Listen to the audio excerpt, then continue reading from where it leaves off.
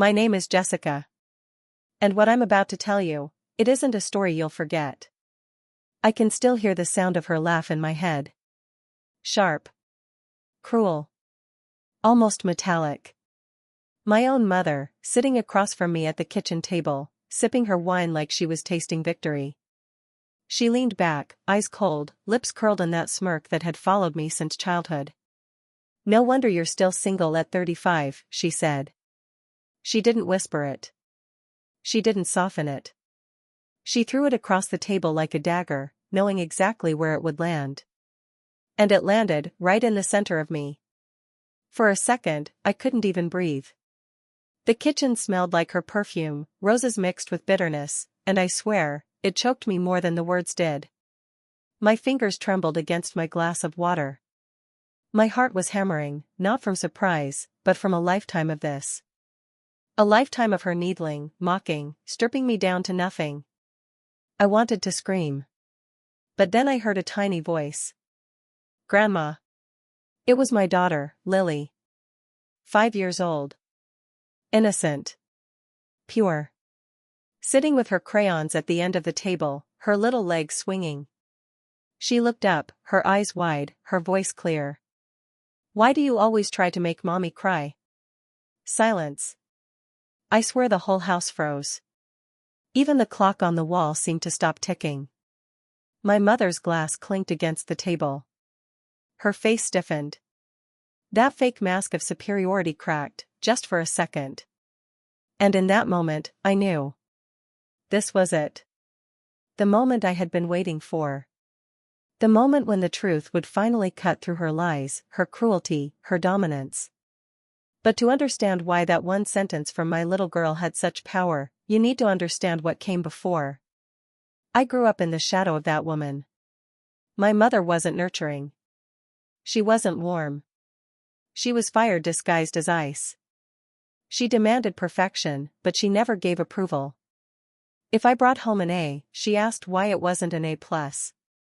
If I lost weight, she told me my face looked too thin. If I wore a dress she didn't pick out, she laughed, loud enough for everyone to hear. And the men I dated? She shredded them. No one was ever good enough. She said it so many times I started to believe it. "You'll end up alone, Jessica. You're just not the type men stay with." So when I finally got pregnant at 30, when the man I loved abandoned me before Lily was even born, my mother's prophecy felt complete. She showed up at the hospital with roses and a smirk. Whispered in my ear while I held my newborn, "I told you. No man is ever going to want you now."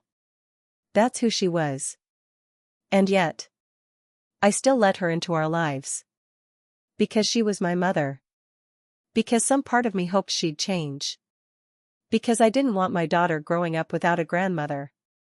But that day at the table, when she laughed at me again, louder than ever, and my 5-year-old cut her off with the truth, something inside me snapped. "Why do you always try to make mommy cry?" Lily's little voice echoed in my chest like a battle horn. My mother's jaw tightened. She looked at me, then at Lily, then back at me. "Jessica," she said, with that razor edge of warning. "Control your child." I leaned forward. My voice was low, shaking, but steady. "No, Mom. You control yourself." Her eyes flashed. She wasn't used to me pushing back. For 35 years, I had taken her blows in silence. But not anymore. "Lily," I said softly, turning to my daughter, "you're right." My mother slammed her glass down so hard wine splashed across the table. "Don't you dare undermine me in front of her." But I wasn't listening anymore. I had been quiet my whole life. This was my turn to speak. "You've spent your entire life trying to make me feel small," I said, my voice rising. "You tore me apart as a kid, humiliated me as a teenager, and even now, when I'm raising a child alone, you're still trying to convince me I'm worthless. But you know what? I'm not worthless. I'm done believing your lies."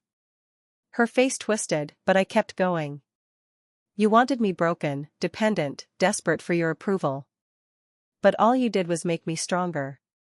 And now my daughter sees you for what you really are.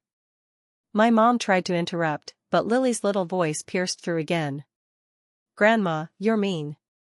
That was it. The final crack in her armor. She stood up, furious, her chair screeching against the floor. Jessica, if you keep talking to me like this, You'll what? I snapped, standing too. My blood was boiling, but I felt lighter than I ever had. Cut me off? You've never given me anything to cut off. Threaten to leave? Go ahead. Because the only thing you've ever brought into this house is poison. Her mouth opened, but nothing came out. She was trembling. And for the first time in my life, she looked powerless.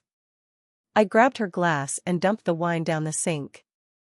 The smell of it, cheap, sour, bitter, rose in the air like smoke. Get out, I said quietly. Her face went pale. She had always been the one to dismiss me, to throw me out, to slam doors in my face. Now the tables had turned. Jessica, she started. No, I cut her off. My voice didn't shake. This house is mine. My life is mine. And my daughter doesn't need your cruelty poisoning her childhood the way it poisoned mine. Lily came to my side, slipping her small hand into mine. Her eyes were wide, but calm. She looked at her grandmother and said, almost like a whisper, "You don't scare Mommy anymore." That was the moment my mother's reign ended. She grabbed her purse, muttering under her breath, but I didn't care what she said. The slam of the door behind her was the sweetest sound I'd ever heard. I sank to my knees, holding Lily tight, tears running down my face, not from pain this time, but from release. From freedom. Because revenge isn't always loud. It isn't always about plotting or schemes. Sometimes revenge is standing up, after years of being beaten down, and saying, no more. And the justice? It wasn't just in watching my mother walk out defeated. It was knowing my daughter saw it. Knowing she learned that day that cruelty doesn't win. That love, truth, and courage do. And when she whispered in my ear, "Mommy, I'm proud of you," I realized that was the only approval I had ever needed.